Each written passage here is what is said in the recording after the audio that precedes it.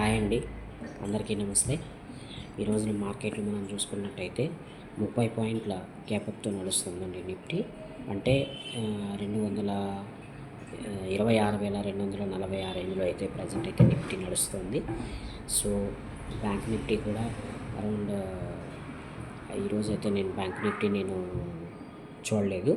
నేను చూసిన దాని ప్రకారంగా, నేను ట్రేడింగ్ చేసిన దాని ప్రకారంగా నిఫ్టీ అయితే 26,240 దగ్గర ట్రేడ్ అవుతుంది.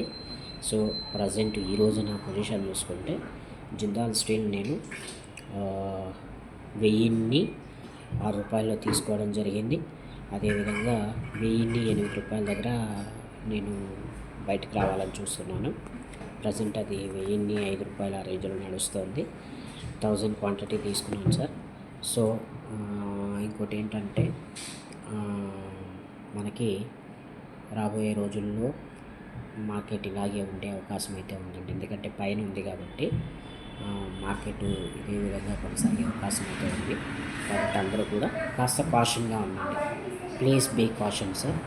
సో ఈ వీడియో మీకు నచ్చి ఉంటే లైక్, షేర్, కామెంట్, సబ్స్క్రైబ్ చేయడం అస్సలు మర్చిపోండి. Thank you very much sir.